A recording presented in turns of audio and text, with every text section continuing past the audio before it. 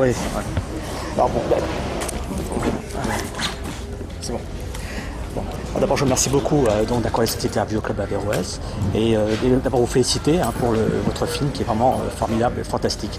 Alors, première question, comment est-ce que vous expliquez ces réactions épidermiques avant la projection et irrationnelles? Non, mais moi j'ai pas d'explication. Moi je me suis arrêté à faire mon film. Le reste, ce débat-là, il m'intéresse pas.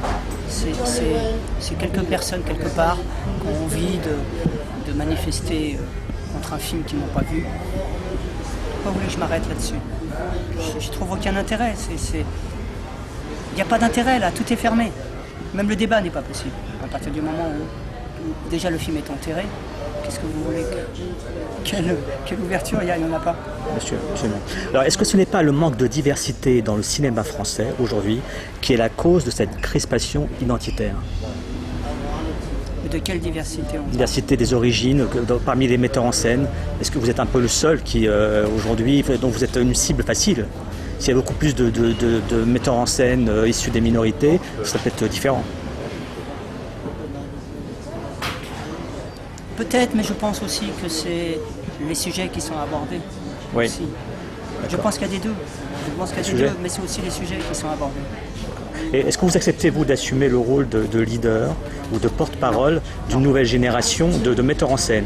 Vous savez, des gens comme aujourd'hui Jamel Ben Salah, Yamina Benguigui, ou même des comédiens comme Tahara Rahim qui explosent aujourd'hui. Et à votre suite au succès d'Indigène, est-ce que vous sentez le leader de cette nouvelle génération qui explose? Et qui correspond au goût du public d'ailleurs?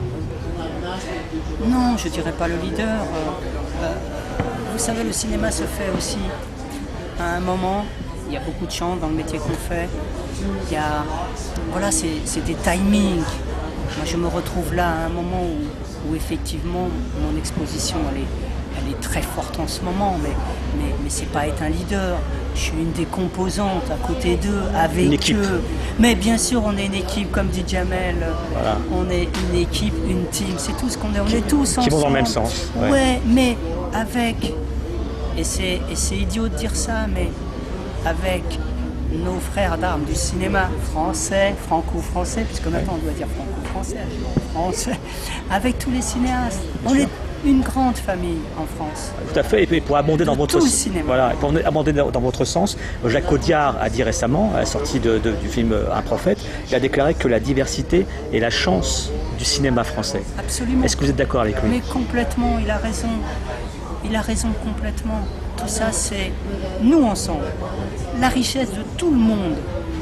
C'est ça qui va faire que le cinéma en France, il va faire plein de choses intéressantes et qui va étonner le reste du monde.